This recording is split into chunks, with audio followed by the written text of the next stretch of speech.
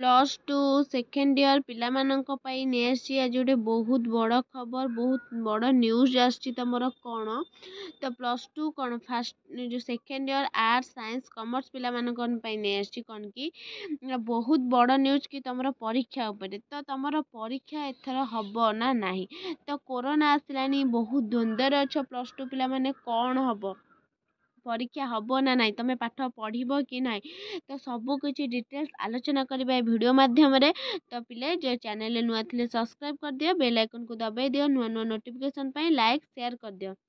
ତ ପିଲାମାନେ ତମେମାନେ କ'ଣ ଦ୍ୱନ୍ଦ୍ୱରେ ରହିଛ ନା କିଛି ସମୟ ତ ପିଲେ କିଛି ସମୟ ଭିତରେ ୟୁଟ୍ୟୁବରେ ଅନେକ ଗୁଡ଼ିଏ ଗୁଜବ କ'ଣ ନ୍ୟୁଜ୍ ଆସିସାରିଲାଣି କି ପରୀକ୍ଷା ତମର ବାତିଲ ହେବ, ବୁଝିହେଲା।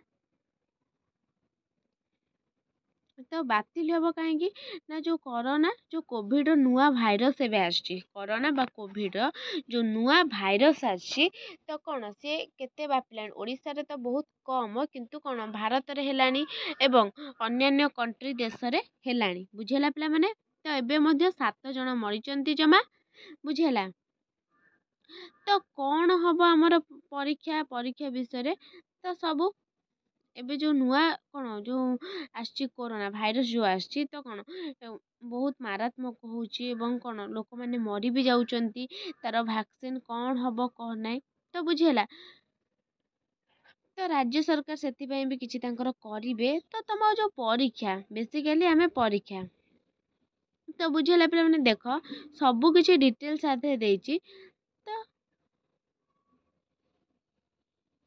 ତ ପିଲା ଆଉ ଗୋଟେ କଥା କହୁଛି, ଯେଉଁ ଗୁଜବ କଥା ତମ ପାଖକୁ ଆସୁଥିବ କୋଭିଡ଼ କେସ୍ ବଢ଼ିଲା ମଧ୍ୟ କ'ଣ ନା ତମକୁ ସବୁ କହୁଥିବେ ପରୀକ୍ଷା ହେବନି, ପରୀକ୍ଷା ବାତିଲ ହେଇଯିବ, ବୁଝିହେଲା। ଏଇଭଳି କୋଶ୍ଚିନ୍ ତମମାନଙ୍କୁ ଆସୁଥିବ କି ସମସ୍ତେ ବି ତମକୁ କହୁଥିବେ।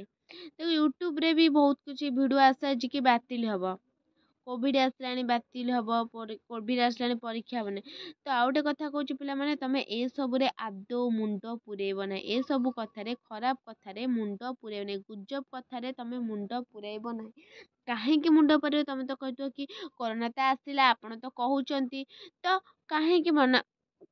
କାହିଁକି ମନା କରୁଛ କି ଏ କଥାରେ ମୁଣ୍ଡ ପୁରେଇବ ନାହିଁ? କାହିଁକି ନା ତମର ଓଡ଼ିଶାକୁ ଏବେ ଆସିନି, କ'ଣ କାଁ ଭାବେ ବେଶୀ ଓଡ଼ିଶାକୁ ଆସିନି। ଭାରତରେ ହେଉଛି ଅଦର କଣ୍ଟ୍ରି ମାନଙ୍କରେ ସବୁ ଅଛି, ତମ ଓଡ଼ିଶାକୁ ଆସିନି। ଯେହେତୁ ଓଡ଼ିଶାକୁ ଆସିନି ତ ପରୀକ୍ଷା ତ 100% ପିଲା କହୁଛି ତମର ଏକ୍ଜାମ୍ ହେବ, ଗ୍ୟାରେଣ୍ଟି କହୁଛି ତମର ଏକ୍ଜାମ୍ ହେବ। କାହିଁକି ନା ପ୍ରିଭିୟସ୍ ଇୟରରେ କ'ଣ ହେଇଥିଲା ନା ତମର କୋଭିଡ଼ ହେଇଥିଲା, ତ ତମର ଏକ୍ଜାମ୍ ପୁଣି ହେଇଥିଲା ନା ନାହିଁ, କମିଗଲେ ତ ଏକ୍ଜାମ୍ ଯେପର୍ଯ୍ୟନ୍ତ ତମର କ'ଣ ଚିଠି ନ ଆସିଛି ତମ କଲେଜକୁ କି ରାଜ୍ୟ ସରକାର କିଛି ନିଷ୍ପତ୍ତି ନେଇନାହାନ୍ତି, ତାପରେ କିଛି ବି ତମର କ'ଣ ସେ ପର୍ଯ୍ୟନ୍ତ ତମେ ନିଜ ବିଷୟରେ କି ଯିଏ ଯାହା କହିବ ତମକୁ, ତମେ କ'ଣ କେବେ ବି ଭାବିବନି କି ତମର ପରୀକ୍ଷା ହେଉନି। ବହୁତ ୟୁଟ୍ୟୁବରେ ତମର ଏଇନା ଆସିବ କି ତମର କ'ଣ ନା ବାତିଲ ହେବ, ପରୀକ୍ଷା ହେବନି, ବାତିଲ ହେବ, ଟେନସନ୍ ନାହିଁ। ଯେଉଁ ପିଲାମାନେ ବୁଲ ଖେଳ କିଛି ସବୁ କ୍ଷେତ୍ରରୁ ତମେ ମୁଣ୍ଡ ହଟେଇ ଦିଅ ପିଲାମାନେ, ତମର ଏକ୍ଜାମ୍ ହେବ। ତମେ ଯେମିତି କଣ୍ଟିନ୍ୟୁ ପାଠ କରୁଥିଲ, କୋଭିଡ଼ ଆସୁ ଯାହା ବି ଆସୁ ତମେ ପାଠ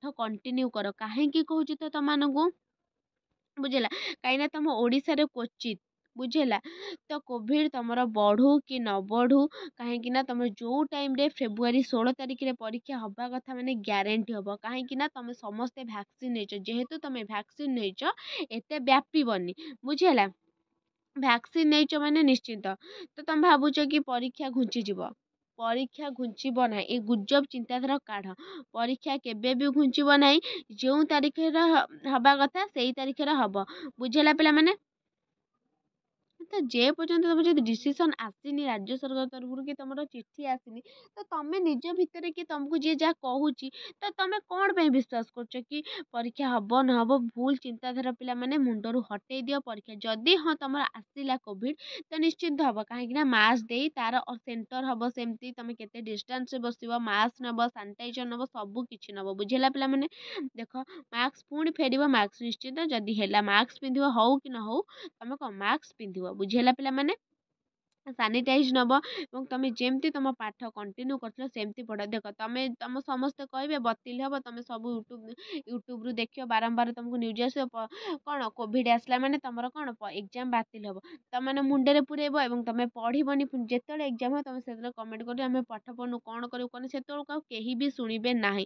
ଯେଉଁ ପିଲାମାନେ ସବୁ କ'ଣ କରନ୍ତି ସବୁ ଦଙ୍ଗା କରନ୍ତି ସବୁ ଯେଉଁ ବସିକି କ'ଣ ଆନ୍ଦୋଳନ କରନ୍ତି କି ପରୀକ୍ଷା ସେ କେହି ବି ଶୁଣିବେ ପ୍ରିଭିୟସ୍ ଇୟର୍ରେ ବି ହେଇଥିଲା ନା ନାହିଁ କେହି ବି ଶୁଣିଲେ ନାହିଁ କାହିଁକି ନା ତୁମର ପଢ଼ା ହେଇଛି ଠିକ୍ ଠାକ୍ ଏବଂ ତୁମର ଏକ୍ଜାମ୍ ବି ହେବ ସେଇ ଫେବୃଆରୀ 16ରେ ହେବ ଏଇଟା 100% ଗ୍ୟାରେଣ୍ଟି ପିଲେ 100% ଗ୍ୟାରେଣ୍ଟି କହୁଛି କାହା କଥା ତୁମେ ଶୁଣନି ତୁମର ଏକ୍ଜାମ୍ ହେବା କଥା ହେବ ବାତିଲ ହେବ ନାହିଁ ବୁଝିହେଲା ଯଦି ବି କରୋନା ହେଲା ତ ମାସ୍କ ପିନ୍ଧିବ ତ ଏକ୍ଜାମ୍ ଦେବ ସାନିଟାଇଜ୍ ହେବ ଯାହାକୁ କରୋନା ହେଲା ତାର ଅଲଗା କ'ଣ ତାଙ୍କ ପାଇଁ ସ୍ୱତନ୍ତ୍ର କ'ଣ ସ୍ୱତନ୍ତ୍ର ଜାଗାରେ ବି ସିଏ ବି ଏକ୍ଜାମ୍ ଦେବ ଜାଣିଥିବ ଏସବୁ ନିଶ୍ଚିନ୍ତ ଭାବରେ ତୁମ ପରୀକ୍ଷା ହେବ ସେ ସବୁ କ'ଣ ଗୁଜବ କଥା ଗୁଜବ ଚିନ୍ତାଧାରାରୁ ବାହାରି ଆସ ବୁଝିଲା ପିଲାମାନେ ତ ଏଇଟା ହେଉଥିଲା ତୁମ କରୋନା ଯେଉଁ ଆସିଥିଲା ନ୍ୟୁଜ୍ ଆସିଥିଲା ଆଜିର ନ୍ୟୁଜ୍ ତ ତୁମମାନଙ୍କ ପାଇଁ ନେଇ ଆସିଛି ତ ଭିଡ଼ିଓଟି ଭଲ ଲାଗିଥିଲା ଲାଇକ୍ ସେୟାର ସବସ୍କ୍ରାଇବ୍ କରିଦେବେ ପିଲାମାନେ ରହୁଛି ଧନ୍ୟବାଦ।